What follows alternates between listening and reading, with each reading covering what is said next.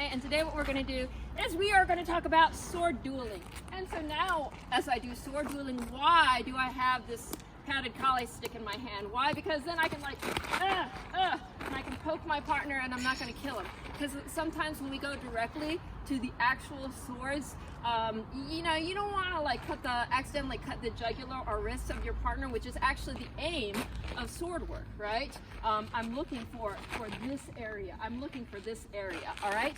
So when we're starting, all right, there are many positions in Chinese sword fighting, right? Here, boom. Okay, so what happens is, I'm just gonna start, and I don't even care about the positions, but Noah, who's my partner here, I can just like, so we can start looking for openings. So we're just gonna play, all right? So he can grab me anyway, go, and then he's gonna try and look for me. Boom, here, right, here, all right? So we're not even going to like here, right? So I can go, boom, all right, here.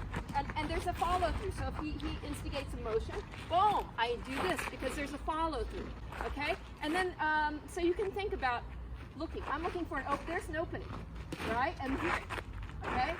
He pushed my sword away. I'm going to follow through into the next motion. So you think about follow throughs, and I see all this opening here. He's not doing anything, and he's not using the second arm. You have to think when you're doing the sword, even in playing, this second arm is not doing this. Oh, I'm dead. I only have one arm. I mean, you know, that's not, you really want to think whole body. Like even in any sword form, there is like, even if you're not doing drunken, there is a drunken element in every kind of sword play. It's what makes it come alive. You have to have the dragon element. Hi. I got 2 seconds to talk before Ozzy comes back. Oh yeah, I gotta throw my ball. Like, how do you actually work with a partner? Okay, not in a choreographed set, but actually how do you use a Chinese sword, right?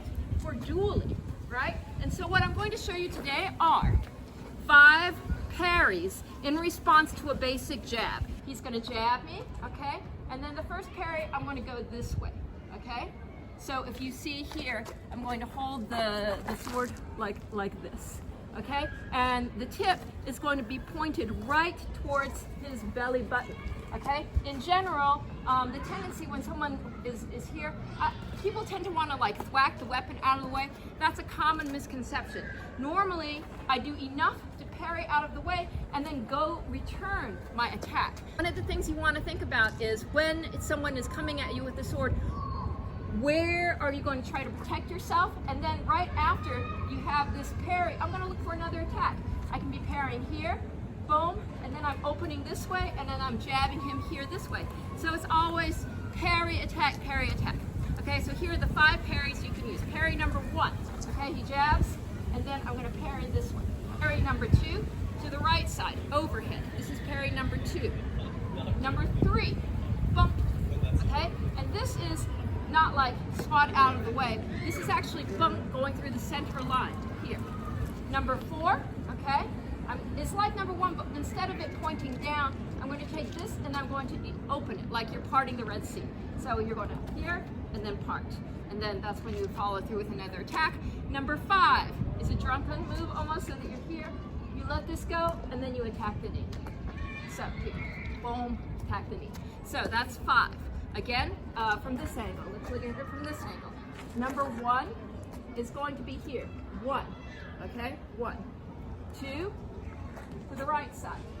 3, bump through the middle. 4, here, open up, part the Red Sea. Number 5, drunken move to the knee. All right, so we're starting here from the tip. Parry number 1. Aim at his belly button. Number 2, bump to the right side. Number 3, bump. Stay in the center line. Don't swat out of the way. Number 4, up. Okay. Number 5, the drunken move. The knee. Again, number 1. Okay, towards his belly button. Number 2. To the other side. Number 3. Boom. Number 4.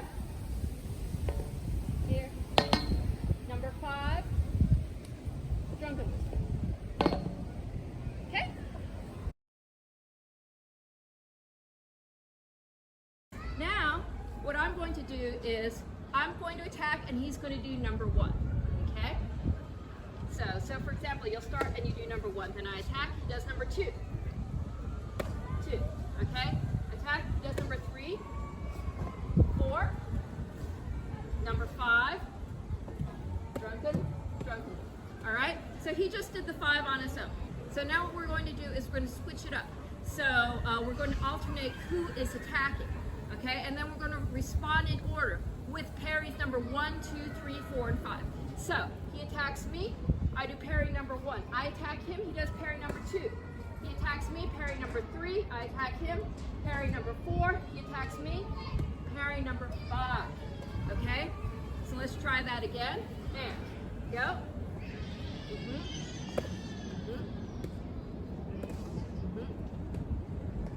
Okay?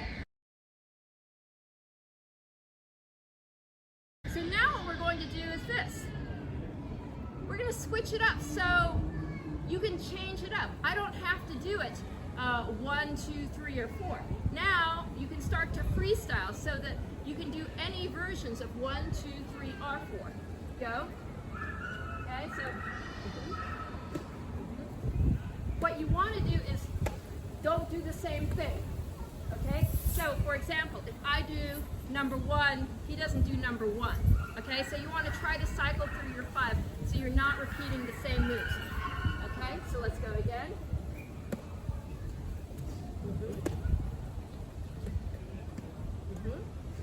Oops.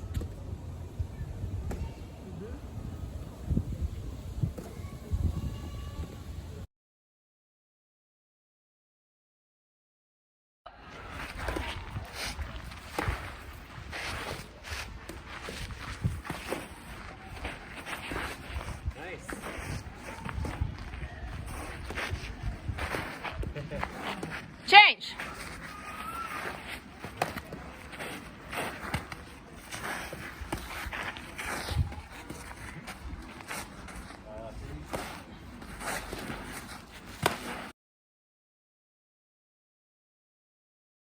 Okay, so right now what we're going to do is we're going to switch to the actual sword, do the same exercise, okay? So, this is number 1, parry number 2, 3, bump, 4, and this is the drum, boom, right to the knee, okay? So you see here, you have a really nice, simple way of learning attack, parry, attack, parry.